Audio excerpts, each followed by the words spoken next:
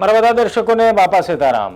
કેવી મજા આવે નહીં સોશિયલ મીડિયામાં કોઈ પોલીસ ઉપર સવાલ ઉઠાવે અથવા તો કોઈ પોલીસને કંઈક બદનામ કરવાનો પ્રયાસ કરે તો કેટલા એવા ઉત્સાહી લોકો છે જે અચાનક કંઈ જાણ્યા જોયા વગર તૂટી પડે. પોલીસ પર આ જમાનામાં આંગળી ચીંધવી અથવા તો સવાલ ઉઠાવવા બહુ સહેલા થઈ ગયા છે. કેટલાક કિસ્સાઓમાં પોલીસનો પણ વાંક છે. પોલીસ પર હંમેશા ભ્રષ્ટાચાર અને વાલા દવલાની નીતિ અપનાવવાના આરોપ લાગતા રહ્યા છે અને એમાં કંઈ ખોટું પણ નથી.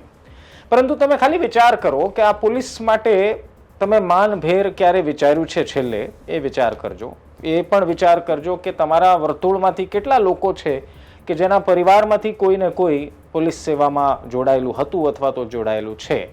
તમને એમ થશે કે નિશિતભાઈ અચાનક પોલીસ પર આટલો બધો પ્રેમ કેમ તમને ઉભરાઈ ગયો?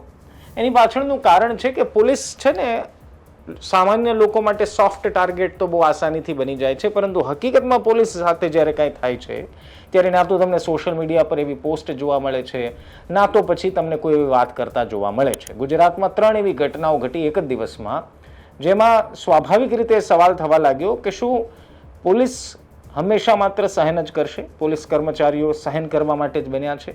એક તો 10-12-15 કલાકની નોકરીઓ ઉપરથી જે ક્લીન છે, જે કંઈ સારી રીતે કામગીરી કરે છે એને પણ બદનામી હંમેશા સહન કરવાનો વખત, આ ઘણા બધા સવાલો છે. એટલે આજે પોલીસ માટે વાત કરવી છે. જો તમને પહેલાં કહી દઉં, પોલીસની સારી વાતો અથવા તો પોલીસ પર પડેલી તકલીફની વાતો ખૂંચતી હોય, તમારો સ્વભાવ એવો થઈ ગયો હોય કે પોલીસ તો નિશિતભાઈ ખરાબ જ હોય, જો એવો મનમાં તમારા માનસમાં એવું જ હોય, તો હું તમને વિનંતી કરું છું કે આ વિડીયો અહીંથી જ તમે નેક્સ્ટ કરીને બીજા કોઈ વિડીયો પર જમ્પ કરી શકો છો, આગળ બીજા કોઈ યુટ્યુબમાં, ફેસબુકમાં વિડીયો જોઈ શકો છો. પરંતુ જો તમને હકીકતમાં પોલીસ પ્રત્યે મનમાં આટલું પણ માન છે તો આ વિડીયો આખો જોજો. તમને ખબર પડશે કે હંમેશા પોલીસ પર સવાલ ઉઠાવવા જરૂરી નથી હોતા. હંમેશા બધી જ વાત માટે પોલીસને બદનામ કરવી, પોલીસ પર આંગળીઓ ચીંધવી જરૂરી નથી હોતી.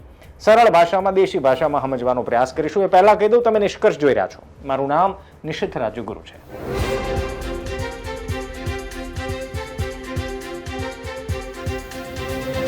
પોલીસ ધારે તો શું ન કરી શકે?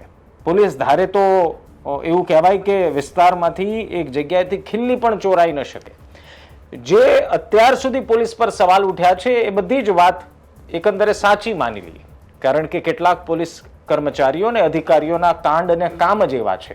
પૈસા ખાવા, વાલા દવલાની નીતિ અપનાવી, માર ન મારવાના રૂપિયા ઉઘરાવવા, જલ્દી ફરિયાદ ન કરવી, જલ્દી એક્શન્સ ન લેવા, જલ્દી પહોંચવું નહીં. હવે ઘણી બધી તમે લિસ્ટ લાંબુ છે પોલીસ ઉપર સવાલ ઉઠાવવા માટે. પરંતુ સિક્કાની હંમેશા બે બાજુ છે અને બીજી બાજુની પણ વાત કરવી જરૂરી હોય છે. તમે તમારા વર્તુળમાં પણ ક્યારેક નજર કરજો, ક્યારેક પૂછજો કે તમારા વર્તુળના પરિવારમાંથી કોઈ પોલીસ સેવામાં છે કે કેમ, અને જો છે તો ક્યારેક એક જાણવાનો પ્રયાસ કરજો કે એમાં સામાજિક પરિસ્થિતિઓ કેવી છે, એમના ધર્મપત્ની, એમના ભાઈ બહેન, એમના માતા પિતા કેવી મુશ્કેલીઓમાંથી પસાર થાય છે. મુશ્કેલીઓમાંથી પસાર થવાનો મતલબ હું સમયની સાથે જોડું છું કે શું એ પરિવારને સમય આપી શકે છે.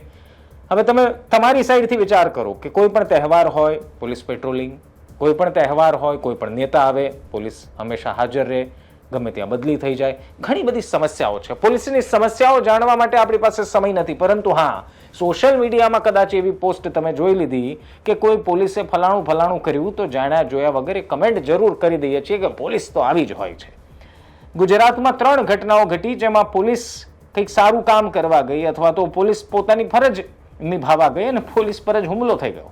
અને એ પણ કોઈ નાની જગ્યાની વાત નથી કરતો. હું વાત કરું છું અમદાવાદ શહેરની, હું વાત કરું છું ભાવનગરની, હું વાત કરું છું બરોડાની. આ 3 જગ્યાએ પોલીસ પર હુમલાની ઘટના સામે આવી. તમે વિચાર કરો કે જ્યારે પોલીસની વાત નીકળે તો ઘણાના મનમાં એક છાપ દોરાયેલી છે કે પોલીસ એટલે આવી જ હોય.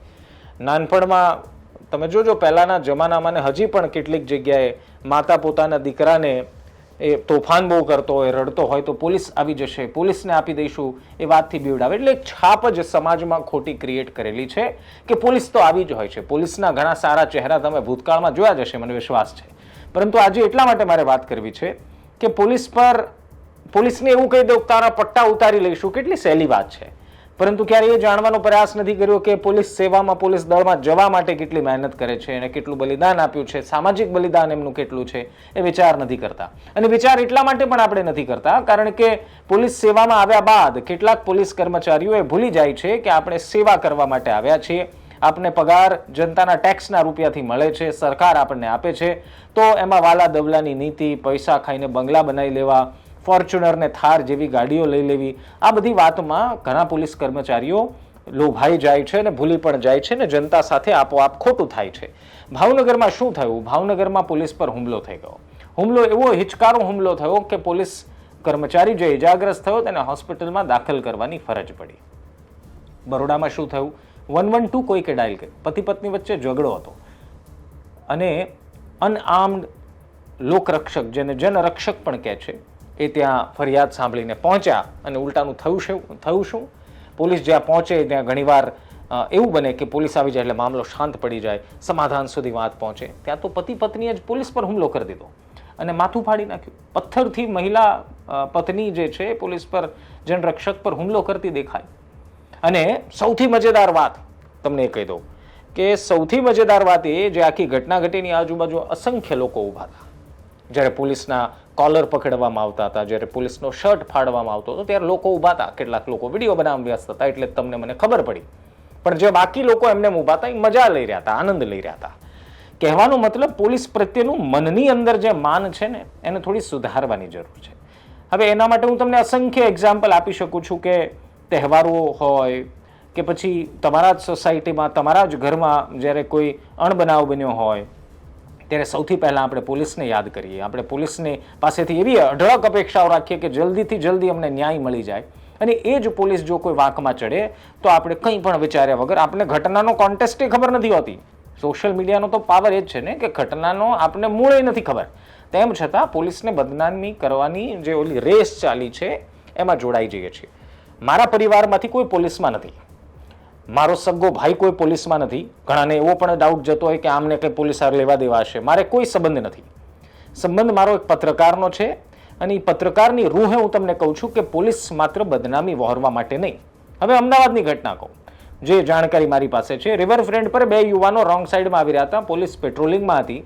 રોંગ સાઈડમાં આવતા પોલીસે એમને અટકાવ્યા અથવા તો બીજી કોઈ જાણકારી મેળવવાનો પ્રયાસ કર્યો હશે કે XYZ. પછી વાત એમના પરિવાર સુધી પહોંચી. બંને યુવાનોના પરિવારજનો પણ ત્યાં આવ્યા અને એમાંથી એક વ્યક્તિએ, એકના પિતાએ અથવા તો એકના સંબંધીએ એવા શબ્દો કીધા જે મને જાણકારી મળી છે કે તારા પટ્ટા ઉતારી લઈશું. કહેવાનો મતલબ એ છે કે પોલીસ અધિકારીના કે પોલીસ કર્મચારીના પટ્ટા ઉતારવા એટલા સહેલા થઈ ગયા છે. એક ધારાસભ્યએ ઉત્તર ગુજરાતમાં દારૂના વિષય પર આ શબ્દનો ઉપયોગ શું કર્યો, તો આજકાલ બધાએ શીખવા મળ્યા છે કે હું તારા પટ્ટા ઉતારી નાખીશ. હું એ વાતના બિલકુલ સમર્થનમાં નથી કે પોલીસ કંઈ ખોટું કરતો હોય તો પણ આપણે એના વખાણ કરવાના. ના, પોલીસ ખોટું કરતી હોય તો એની સામે સવાલ ઉઠાવવા જોઈએ અને પૂછવું જ જોઈએ, કારણ કે સરકારી નોકરિયાત છે, એ સરકારી કર્મચારી છે ને આપણી માટે એ ત્યાં સેવામાં બેઠા છે ને આપણા ટેક્સના રૂપિયાથી સરકાર એને પૈસા પગાર ચૂકવે છે.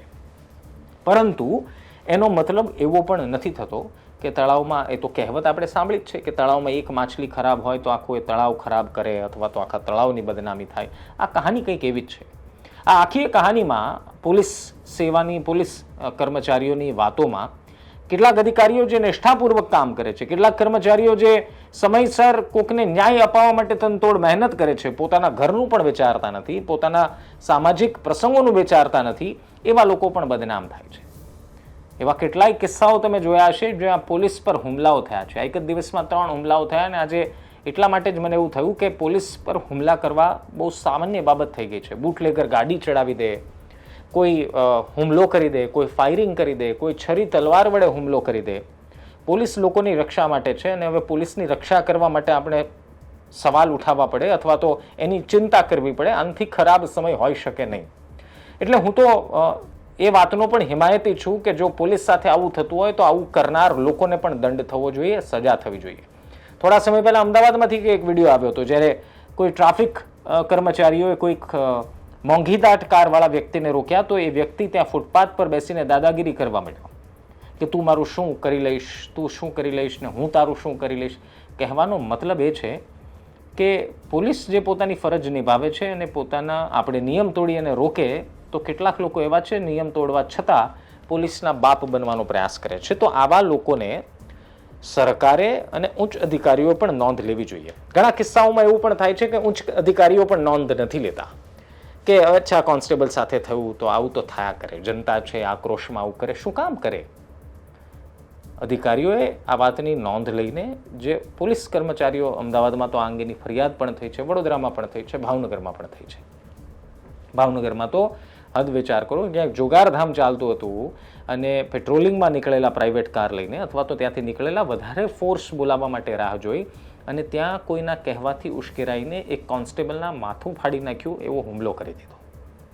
એટલે પોલીસ ફોર્સનો મતલબ જે લોકોની રક્ષા માટે બનેલી આ ફોર્સ, હવે લોકો જેમના પર હુમલો કરી રહ્યા છે. અને આવા સમયે સૌથી મજેદાર વાત એ છે કે સોશિયલ મીડિયામાં કોઈ વાત નહીં કરે. અને જો કોઈ ધારાસભ્ય કોઈ કારણોસર, સાચા કારણ ખોટા કારણ એમાં વિષયમાં નથી પડવું, પરંતુ એ વિસ્તારમાં દારૂનો અડ્ડો ધમધમી રહ્યો હોય અને એ આક્રોશની રૂહે એક નેતા જે જનસેવક છે એ એવું કહી દે કે હું તારા પટ્ટા ઉતારાવી લઈશ, તો એનાથી ઇન્સ્પાયર થઈને, ઇન્ફ્લુઅન્સ થઈને સામાન્ય વ્યક્તિ પણ પોલીસના પટ્ટા ઉતારવાની વાત કરી દે છે. અને એવા સમયે સોશિયલ મીડિયામાં ભરપૂર લોકો આનંદ લે છે કે જોયું અમારા નેતાએ આમ કર્યું, જોયું નેતાનો પાવર જોયો. નેતા એની જગ્યાએ સાચો હતો, કારણ કે જનતા માટે સવાલ ઉઠાવે છે. એટલે હું આ વિડીયોના માધ્યમથી એ પણ કહેવા ઈચ્છું છું કે તમે ક્યારેક તમારા વર્તુળમાં રહેલા કોઈ પોલીસ કર્મચારીના પરિવારને મળો અથવા તો એમને પૂછો કે શું પરિસ્થિતિ હોય છે, કેવા પ્રકારની નોકરીઓ હોય છે.